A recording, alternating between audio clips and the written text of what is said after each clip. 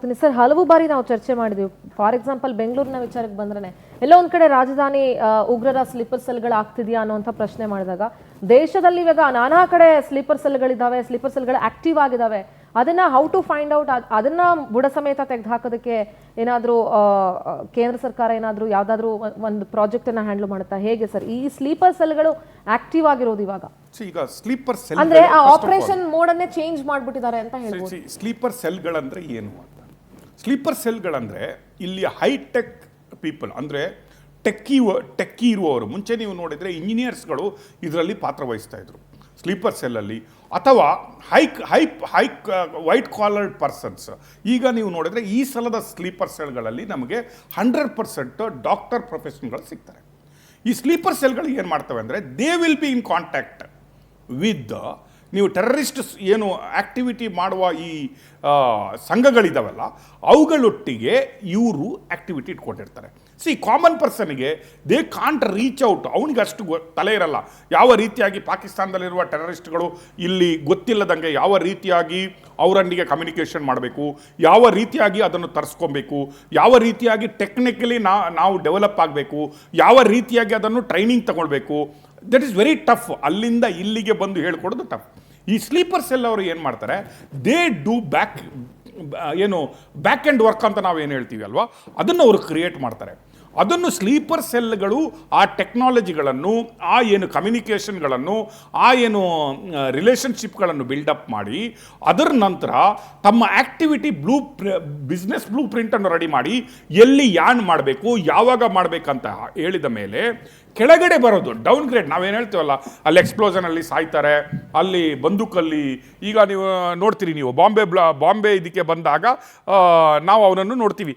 ಅವರು ಬಂದು ಯಾವ ರೀತಿಯಾಗಿ ಅವ್ರಿಗೇನು ಗೊತ್ತಿರಲ್ಲ, ಅವರಿಗೆ ಇಷ್ಟೇ ಆ್ಯಕ್ಟಿವಿಟಿ ಕೊಟ್ಟಿರ್ತಾರೆ. ನಿಮಗೆ ಈ ಪ್ಲೇಸ್ಗೆ ಹೋದರೆ ನಿಮಗೆ ಇದು ಅವೈಲೇಬಲ್ ಇರುತ್ತೆ, ನೀವು ಅಲ್ಲಿಂದ ಈ ಪ್ಲೇಸ್ಗೆ ಹೋಗಬೇಕು, ನಿಮಗೆ ಅದಕ್ಕೆ ನಾವು ಹೆಲ್ಪ್ ಮಾಡ್ತೀವಿ, ಅಲ್ಲಿ ಹೋಗಿ ಈ ಕಾರ್ಯವನ್ನು ಮುಗಿಸ್ಬೇಕು.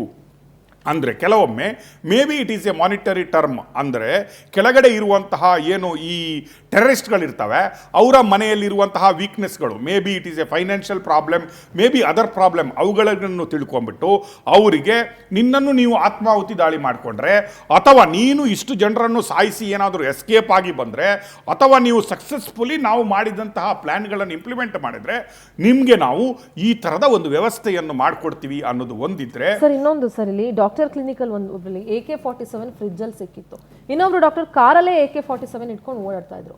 ಇಂಥ ಪರಿಸ್ಥಿತಿಗಳಲ್ಲಿ, ಇಂಥ ಸಿಚುಯೇಷನ್ಗಳಿಗೆ ಸರ್ ಏನ್ ಹೇಳ್ತೀರಿ ಈ ತರ ಸಂದರ್ಭಗಳಲ್ಲಿ? ಫ್ರಿಡ್ಜ್ ಅಲ್ಲಿ ಸಿಕ್ಕಿದಂತಹ AK-47 ಆಗಲಿ, ಅಥವಾ ಲಾಕರ್ಗಳಲ್ಲಿ ಸಿಕ್ಕಿದಂತಹ RDXಗಳಲ್ಲಾಗಲಿ, ಅಥವಾ ಯಾವುದೋ ಒಂದು ಕ್ಲಿನಿಕಲ್ಲಿ ಸಿಕ್ಕಿದಂತಹ RDXಗಳಲ್ಲಿ, that is not for self use. ಅಂದರೆ ಸ್ಲೀಪರ್ ಸೆಲ್ಲಲ್ಲಿ ಇರುವಂಥವರೇ ಅದನ್ನು ತಗೊಂಡೋಗಿ ಇಂಪ್ಲಿಮೆಂಟ್ ಮಾಡ್ತಾರೆ ಅಂತಲ್ಲ. They may be a transporter, they may be implementer.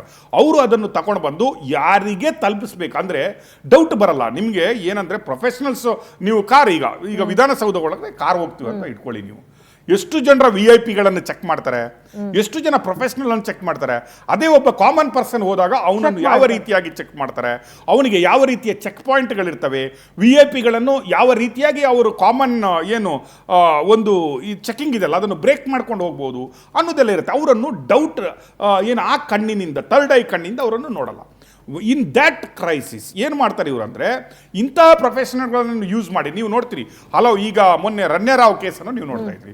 Y she is able to bring so many gold, ಅಷ್ಟು ಗೋಲ್ಡನ್ನು ಅವಳು ಯಾಕೆ ತಂದ್ಲಂದ್ರೆ, ಅವ್ರ ಅಪ್ಪ ಇಲ್ಲಿ ಪೊಲೀಸ್ ಅಲ್ಲಿ ಹುದ್ದೆಯಲ್ಲಿದ್ದರು, ಅವಳಿಗೆ ಪ್ರೋಟೋಕಾಲ್ ಇತ್ತು, ಅಲ್ಲಿ ಅವರು ಇವಳು ಮಗಳು ಇಂಥದ್ದೆಲ್ಲ ಮಾಡ್ತಾರಾ, ಬನ್ನಿ ಫ್ರೀಯಾಗಿ ಹೋಗ್ಬಿಡಿ ಅಮ್ಮ ಅಂತ ಪ್ರೋಟೋಕಾಲಲ್ಲಿ ಕಳಿಸ್ತಾ ಇದ್ರು. That is misused. ಸೇಮ್ ರೀತಿಯಲ್ಲಿ ಪ್ರೊಫೆಷನಲ್ ಅಂತ ಬಂದಾಗ ಯಾರೂ ಅವರನ್ನು ಕಣ್ಣಿಟ್ಟು ಹದ್ದಿನ ಕಣ್ಣಿಟ್ಟು ಕಾಯಲ್ಲ. ಈಗ ಅಂತಹ ಟೆರರಿಸ್ಟ್ಗಳು, ಸಪೋಸ್ ಈಗ ಒಂದು ಕ್ಲಿನಿಕ್ ಇದೆ, ಕ್ಲಿನಿಕ್ಗೆ ನೀವು ಪ್ರಾರ್ಥನಾ ಮಂದಿರ ಆಗಲಿ ಅಥವಾ ಇನ್ನೊಬ್ಬರಲ್ಲಿಗೆ ಯಾರಾದರೂ ಆ್ಯಕ್ಟಿವಿಟಿಗಳು ಬರ್ತಾ ಇದ್ರೆ ಡೌಟ್ ಬರುತ್ತೆ, ಇವ್ರ ಮನೆಗೆ ಯಾಕೆ ಬರ್ತಾರೆ, ಇವ್ರ ಮನೆಗೆ ಇಷ್ಟೊತ್ತಿಗೂ ಯಾಕೆ ಬರ್ತಾನೆ, ಇವನ ಮನೆಗೆ ಯಾಕೆ ಇಲ್ಲಿ ಅಡ್ಡಾಡ್ತಾ ಇದ್ದಾನೆ, ಇವನು ಯಾರು, ಇವನ ಸಂಬಂಧ ಏನು, ಈ ರೀತಿಯ ಒಂದು ಕ್ಯಾಲ್ಕುಲೇಷನ್ ಏನಿಲ್ಲ ಅಂದರೂ ಅಕ್ಕಪಕ್ಕದ ಮನೆಯವರಾದರೂ ತಿಳ್ಕೊತಾರೆ. ಈಗ ನಮ್ಮ ಅಕ್ಕಪಕ್ಕದ ಮನೆಯಲ್ಲಿ ನೀವು ನೋಡಿದರೆ ಏನಾದರೂ ಇಂತಹ ಒಂದು ಅವಮಾನಪ ಏನು ಡೌಟ್ ಮಾಡುವಂತಹ ಯಾವುದಾದ್ರೂ ಒಂದು ಆ್ಯಕ್ಟಿವಿಟಿಗಳು ಆಗಿದ್ದರೆ ನಾವು ಹೇಳ್ಬೋದು ಯಾರು ಬರ್ತಾರೆ ಇದು, ಯಾಕೆ ಹೋಗ್ತಾ ಇದ್ದಾರೆ, ಮಿಡ್ ನೈಟ್ ಯಾಕೆ ಬರ್ತಾರೆ, ಏನು ತಗೊಂಡು ಬರ್ತಾರೆ, ಏನು ಹೋಗ್ತಾ ಇದ್ದಾರೆ, ಒಬ್ಬೊಬ್ಬರೇ ಬರ್ತಾರೆ, ನಾವು ನೋಡೋದವರು ಈ ಏರಿಯಾದವರಲ್ಲ, ಈ ರೀತಿಯ ಒಂದು ಡೌಟ್ ಬರುತ್ತೆ.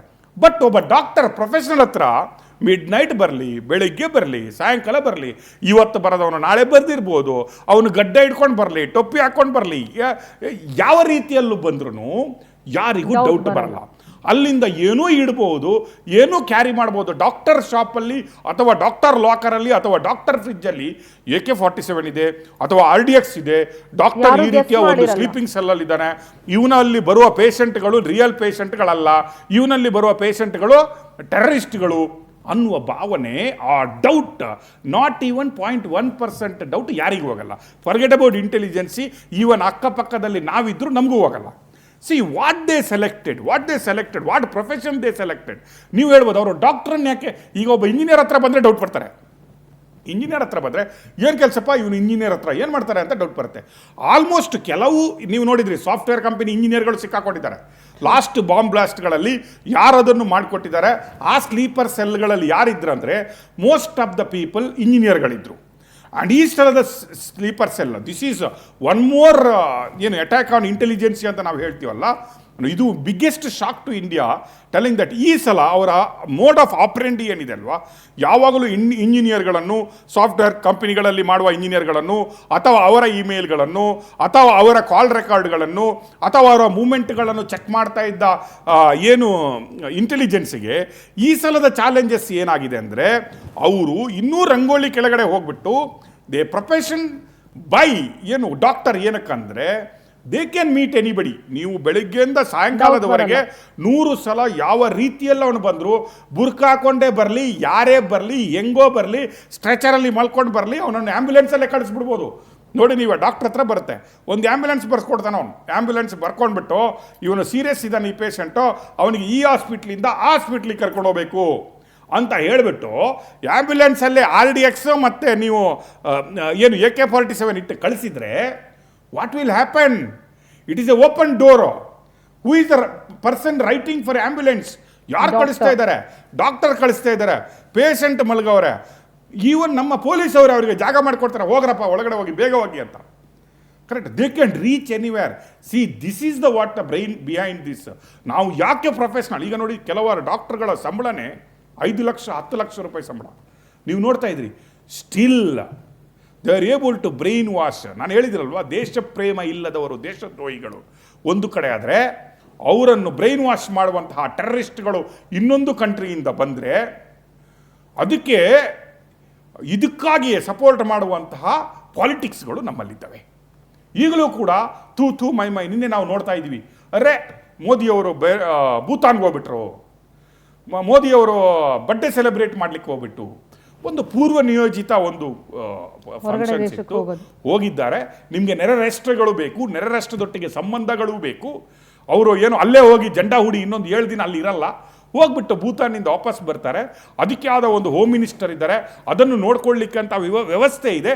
ಬಂದುಬಿಟ್ಟು ಇವತ್ತು ಮೋದಿಯವರು ಹೋಗಿದ್ದಾರೆ. ಅದಕ್ಕಿಂತ ಮೊದಲೇ ಐ ಟೋಲ್ಡ್ ಯು ನೋ, ಇಲ್ಲಿ ಪಾಲಿಟಿಕ್ಸ್ಗಳನ್ನು ನಾವು ತೋರ್ತೀವಿ. ಇಲ್ಲಿ ಪಾಲಿಟಿಕ್ಸ್ ಯಾಕೆ ತರ್ತೀವಿ ಅಂತ ನೋಡ್ತೀರಿ, ಬಿಹಾರ ಎಲೆಕ್ಷನ್ನ ಮುಂಚಿನ ದಿನ ಆಯಿತು, ಈ ಟೆರರಿಸಮ್ ಅಲ್ಲೂ ಕೂಡ ನಾವು ಪಾಲಿಟಿಕ್ಸ್ ನೋಡ್ತೀವಿ. ಸರ್, ಇನ್ನೊಂದು ಪ್ರಶ್ನೆ ಕೇಳ್ಬಿಡ್ತೇನೆ ಸರ್. ಈಗ ಭಾರತ ತಗೊಂಡ್ರೆ ನಮ್ಮ ನೆರೆ ರಾಷ್ಟ್ರಗಳಲ್ಲಿ ಚೈನಾ ಮತ್ತು ಭೂತಾನನ್ನು ಹೊರತುಪಡಿಸಿ ನೆರೆ ರಾಷ್ಟ್ರಗಳನ್ನ ತೆಗೆದುಕೊಂಡ್ರೆ ಸರ್, ಭಾರತದ ಸುತ್ತಮುತ್ತ ಇರೋದ್ರಲ್ಲಿ ನಾವು ಅಷ್ಟೊಂದು ಏನು ಒಳ್ಳೆಯ ಸಂಬಂಧ ಅಥವಾ ಒಳ್ಳೆಯ ಸಿಚುಯೇಷನ್ ಅಲ್ಲಿ ಏನು ನಾವಿಲ್ಲ. ಪಾಕಿಸ್ತಾನ ಇರ್ಬೋದು, ಮತ್ತೊಂದು ರಾಷ್ಟ್ರ ಇರ್ಬೋದು, ಬಾಂಗ್ಲಾದೇಶ ಇರ್ಬೋದು. ಸೊ ಹೀಗಿರುವಂಥ ಸಂದರ್ಭದಲ್ಲಿ ಭಾರತ ಎಷ್ಟು ಎಚ್ಚರಿಕೆಯಿಂದ ಇರಬೇಕಾಗುತ್ತೆ ಸರ್ ಈ ರೀತಿಯಾದಂಥ ಉಗ್ರ ಚಟುವಟಿಕೆಗಳಿಂದ? ಇನ್ನು ರೆಕ್ರೂಟ್ಮೆಂಟ್ಗಳು ಯಾವ ಥರ ಆಗಬೇಕಾಗುತ್ತೆ? ಮಿಲಿಟರಿ ರೆಕ್ರೂಟ್ಮೆಂಟ್ ಇರ್ಬೋದು, ಇಂಟೆಲಿಜೆನ್ಸ್ ರೆಕ್ರೂಟ್ಮೆಂಟ್ಗಳಿರ್ಬೋದು. ಇದ್ರ ಬಗ್ಗೆ ಮಾತನಾಡೋದಾದ್ರೆ sir, last few minutes. India is always in dangerous spot. ನೀವು ಇಂಡಿಯಾದಲ್ಲಿ ನೋಡಿದರೆ, ಇಂಡಿಯಾದ ಅಕ್ಕಪಕ್ಕ ಇರುವ ರಾಷ್ಟ್ರಗಳನ್ನು ನೀವು ನೋಡಿದರೆ, ಇಂಡಿಯಾದ ಏನು ಭೂಗೋಳದಲ್ಲಿ ನಾವು ನೋಡ್ದಂಗೆ ಯಾವ ರೀತಿಯ ಕಂಟ್ರಿಗಳನ್ನು ನಾವು ನೇಬರ್ ಆಗಿ ಇಟ್ಕೊಂಡಿದ್ದೀವಿ ಅಂತ ನೋಡಿದರೆ, it is we are always in a red zone. ನಾವೇನಕ್ಕೆ ರೆಡ್ ಝೋನಲ್ಲಿ, ನೀವು ನೋಡಿ ನೇಪಾಳದ ವಿಷಯ ಮಾತಾಡಿದರೆ, ನೇಪಾಳದಲ್ಲಿ ಪಾಲಿಟಿಕ್ಸ್ ಯಾವತ್ತೂ ಸ್ಟೆಬಿಲಿಟಿ ಇರಲ್ಲ. ಅದರ ನಂತರ ನೇಪಾಳದ ಬೌಂಡ್ರಿ ಮತ್ತು ನಮ್ಮ boundary, it is A open boundary. ಆ ಕಡೆ ನೀವು ಹಿಡಿದ್ರೆ ಬಾಂಗ್ಲಾದೇಶ, ಎಗೈನ್ ನಮಗೆ ಗೊತ್ತಿದೆ ಅಲ್ಲಿಯ ಪೊಲಿಟಿಕಲ್ ಸ್ಟ್ರಕ್ಚರ್ ಏನಿದೆ, ನೋ ಸ್ಟೇಬಲ್ ಗವರ್ಮೆಂಟ್. ಅಲ್ಲಿದ್ದಾದರೆ ನೀವು ಈ ಕಡೆ ಬಂದರೆ ಅಫಘಾನಿಸ್ತಾನದಲ್ಲಿ ಯಾವ ರೀತಿಯಾಗಿ ಟೆರರಿಸಮ್ ಆ್ಯಕ್ಟಿವಿಟಿ ಇದೆ, ಯಾವ ರೀತಿಯಾಗಿ ಅಲ್ಲಿ ನಾವು ಇಲ್ಲಿ ಸ್ಲೀಪರ್ ಸೆಲ್ಗಳು ಅಂತ ಹೇಳ್ತಿದ್ವಿ, ಅಲ್ಲಿ ಎಲ್ಲ ಆ್ಯಕ್ಟಿವ್ ಸೆಲ್ಗಳು ಓಪನ್ ಆಗಿ ಯಾವ ರೀತಿಯಲ್ಲಿ ಕಾರ್ಯಪ್ರವೃತ್ತವಾಗಿದೆ ಅಂತ ನಮಗೆ ಗೊತ್ತಿದೆ. ನೀವು ಈ ಕಡೆ ಬಂದರೆ ಪಾಕಿಸ್ತಾನದ ಸ್ಥಿತಿ ಅಂತೂ ನಮಗೆ ಗೊತ್ತಿದೆ. ಇಂಡಿಯಾ ಪಾಕಿಸ್ತಾನ ಬಾಯ್ ಹೆಂಗಿದೆ ಅಂತ. ವಾಟ್ ಪಾಕಿಸ್ತಾನ, ಯಾವ ರೇಂಜಲ್ಲಿ ಪಾಕಿಸ್ತಾನವನ್ನು ಜಗತ್ತು ಗುರುತಿಸ್ತಾ ಇದ್ದಾವೆ ಅನ್ನೋದನ್ನು ಗೊತ್ತಿದೆ.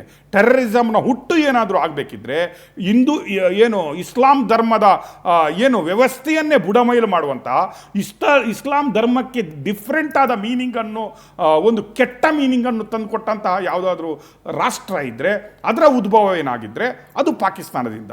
ನೀವು ಅಲ್ಲಿಂದ ಈ ಕಡೆ ಬಂದರೆ ಶ್ರೀಲಂಕಾಕ್ಕೆ ಬರ್ತೀರಿ. ಶ್ರೀಲಂಕಾದ ವಿಷಯಕ್ಕೆ ಬಂದಾಗ ಅದು ಯಾವಾಗ ಚೈನಾದೊಟ್ಟಿಗಿರುತ್ತೆ, ಯಾವಾಗ ನಮ್ಮೊಟ್ಟಿಗಿರುತ್ತೆ, ಅಲ್ಲಿದ್ದು LTT ಏನು ಎಫೆಕ್ಟ್ ಇದೆ, ಇಂಡಿಯಾಕ್ಕೆ ಯಾವ ರೀತಿ ತಟ್ಟಿದೆ ಅನ್ನೋದು ನಮಗೆ ಗೊತ್ತಿದೆ.